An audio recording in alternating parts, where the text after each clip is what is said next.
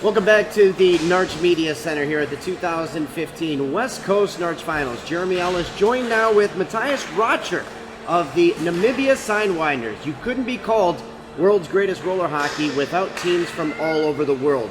Different continents represented. So you have Canada, you have the United States, we've had teams from Asia, and Namibia coming from the continent of Africa. Matthias bringing his Sidewinder programs out here. Tell us a little bit about your program back over there in Africa.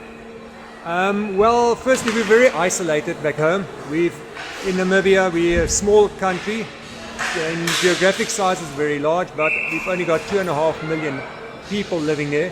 And our roller hockey community, we've got about 450 registered players only in the whole of Namibia, and for that matter, actually in the whole of Southern Africa. So we're very small, and so it's very isolated, and that's why we actually decided to come out here and to play against other teams, increase our skills, and see how we compare to the rest of the world. Now, how did you guys get your start there in Namibia? Where did the roller hockey first get initiated? How long ago, and how has it grown over that time period? I am the chairman of the Coastal Pirates Hockey Club. That started this year. We're going to have our 20th anniversary. Wow. And like things start, some guy traveled overseas to Germany, bought some roller skates, saw there, and 2-3 guys, they started playing with a ball, some hockey sticks on a parking lot outside. And like that, it carried on for quite a while, and slowly but surely an indoor ring was found, an indoor floor was bought, and then a few years later, other clubs also started developing. So it's only about 20 years old in Namibia itself. So you guys have done a good job of bringing over coaches and other people to help build the program, including Brian Sobel, who comes from Philadelphia. So you've had some Canadian players come over, an American coach now. How did that develop to where you started to bring other people in from overseas to help develop the program? Again, one of the initiators of coaching in Namibia was Rudy van der Plas, who's also a master player still today at our club.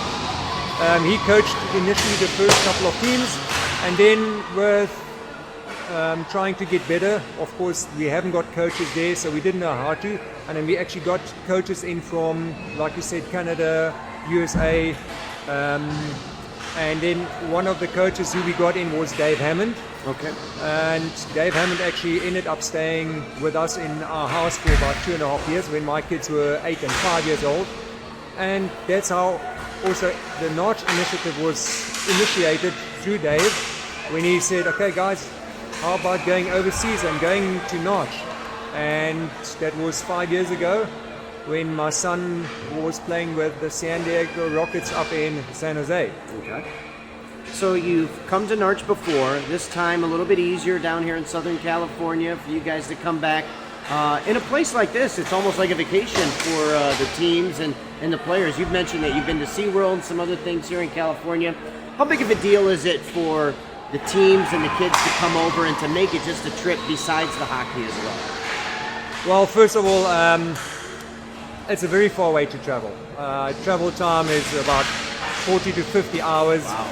With your flights and so on. So then of course it's very expensive. So you can't not only come here only for the hockey, you have to combine it.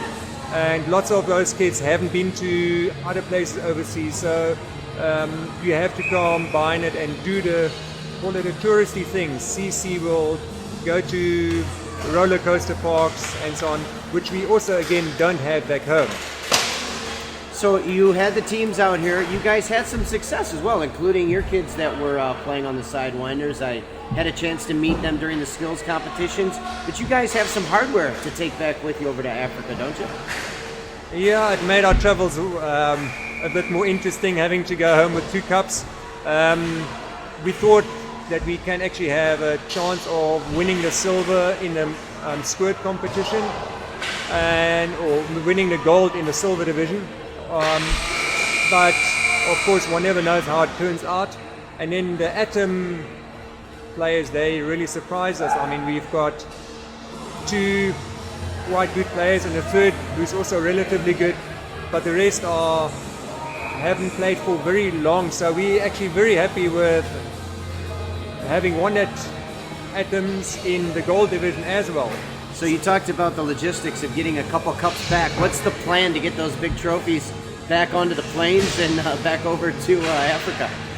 I guess it's just going to be carry-on luggage and put it somewhere on your lap and see whether the stewardess can put it in a nice place. It's one of those good problems to have, right? It's a good problem to have. That's an easy one to sort out, I think. Yeah. So you have a couple kids playing.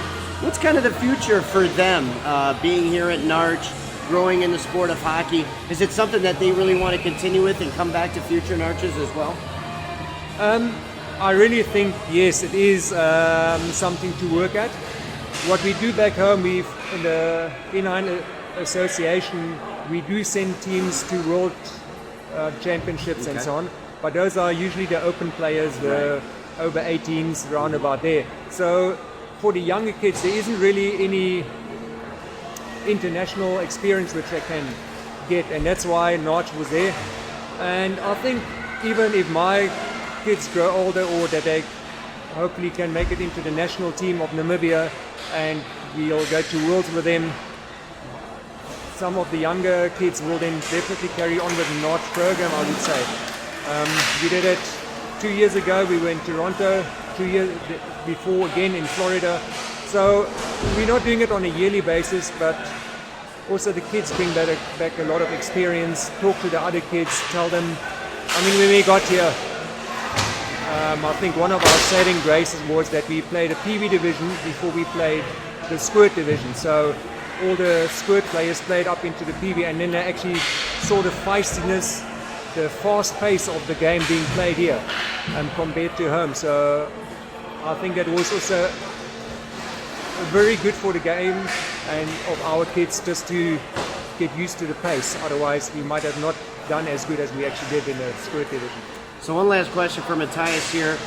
One of the big traditions here at NARCh is trading jerseys. So how many jerseys is your program specifically going to have to replace after all the trades? The Namibia Sidewinders, a real hot item for the teams to try to trade jerseys here. Yeah, I must say, it was quite amazing. The people from everywhere, they just wanted to get a Sidewinder jersey, and I think there are very few Sidewinder jerseys going back home to Namibia. I think they're all gone and they're all sold out, and they're gone down to Colombia, and I don't know where else they all went to. So Sidewinder jersey fans, keep an eye out for upcoming NARChes. There'll be new ones up for grabs. So for Matthias Rottcher, we want to thank him. Thanks for coming out to NARCh, and good job with all your teams here this week. Thanks so much. It was fun being here and playing here. All right, so I'm Jeremy Ellis. He's Matthias from the 2015 West Coast NARCh Finals. Thanks for watching.